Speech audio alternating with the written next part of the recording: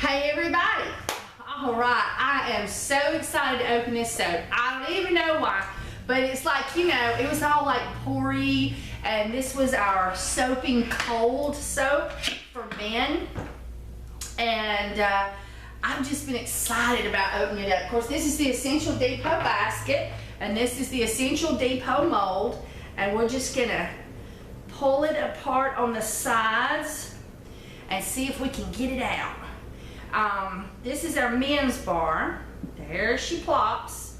And the Soaping Cold on this particular one did really well.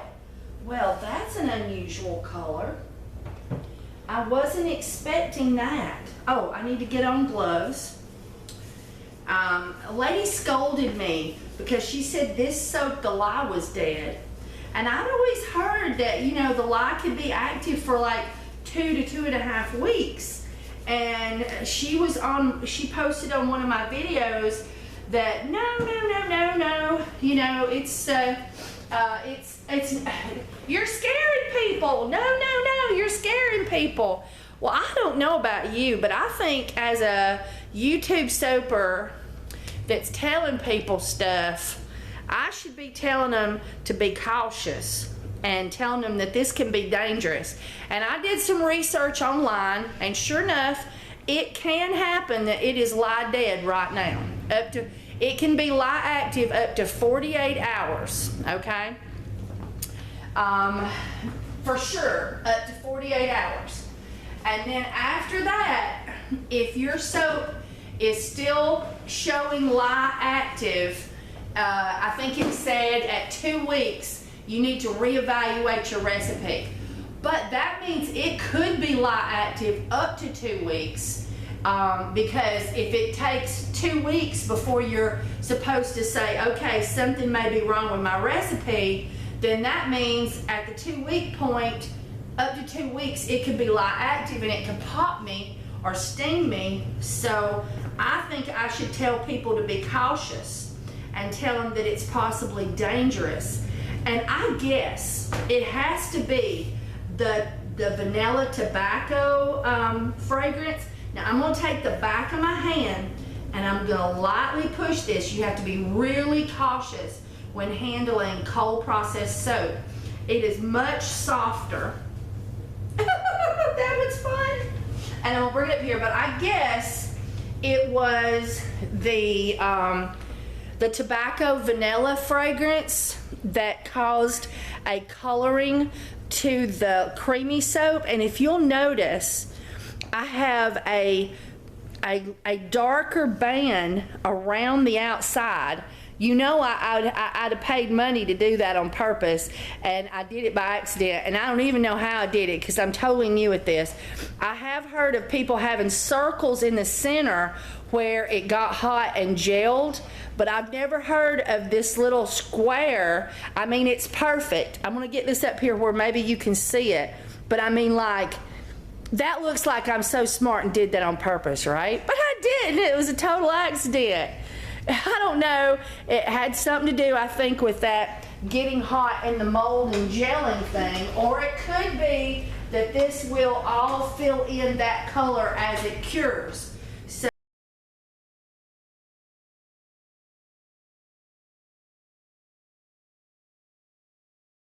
there's always that possibility. Let me smell it. Oh, it smells so masculine. Tobacco vanilla, perfect. Let's pull a few more bars out. I'm gonna set them right here. And they're all different little designs, different drips. I really love activated charcoal, by the way, too. It's such a, it pulls impurities out of the skin so beautifully.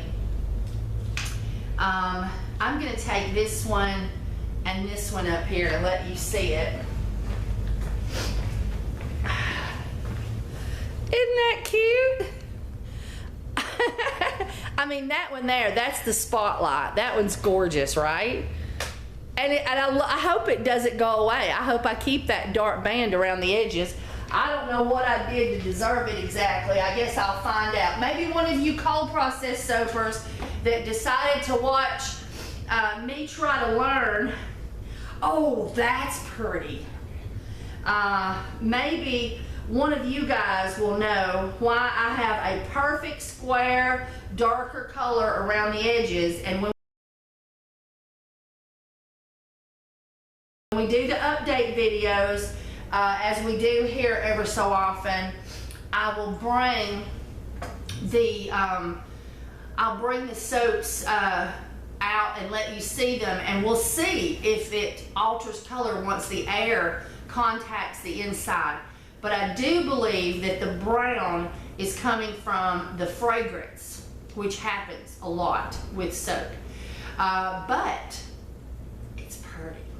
And it just makes, you know, it's a tobacco fragrance, and so for it to have a tobacco brown color is awesome. So I'm totally excited about that. I like it. I'm gonna bring the camera up here and let you see these closer in. So just hang on. Okay. Isn't that adorable? Look at that. And you have to watch about fingerprints. These soaps are soft at this point because they're cold processed soap. They've not been cooked. I love that one. And so you can get fingerprints really easy by putting your fingertips in as you're moving them around. You need to be really cautious. That one came out pretty, didn't it? Completely different than all the others. It must have been the end slice. And so in 4 to 6 weeks, we will give these a try. I'm going to keep my end pieces just like I did on the other ones I've been doing, so that we can try them and wash with them and see how they bubble and feel. We won't know if this is a absolute for sure perfect recipe until we know if it bubbles nicely and doesn't fall apart easy and really feels creamy and moisturizing. So we are hoping for the best. But in any case, those are gorgeous. All right, so to recap this particular soap, we did Kim's favorite recipe for cold processed soap that she hopes is the best recipe in the whole wide world. And she's making these soaps so that she can share a cold processed recipe with newbie soapers that need one, and so that she can learn enough to do a this is how to make cold processed soap video, so that cold processed newbies can come in and learn how to do the basics of cold processed soap.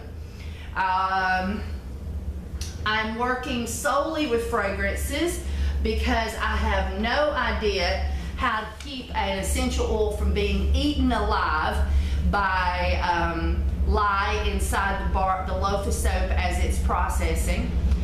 After you pour it up and everything, the lye is still active for a while. I'm sure I'll learn that, but for the moment, I just want to learn how. I want to learn a good recipe for lard, Castile, and a combo recipe like this one we just cut. I want to learn a really good, easy method for making the cold processed soap. And I want to learn how to do a few different kinds of mold designs and mold tops. And I want to be able to share those with people, and then to help get them started so that they have do this, do this, do this, do this, and you're going to make a good soap that you can wash with at home and you can share with your friends. And then if somebody gets to the point that they want to start selling their soap, I think it's good for them to move on to someone more experienced. But I need to learn these things so that I can help cold processed soapers, newbies, I should say. And so I'm a newbie myself. Even though I have all this history of making hot processed soap, I have very little history of making cold processed soap.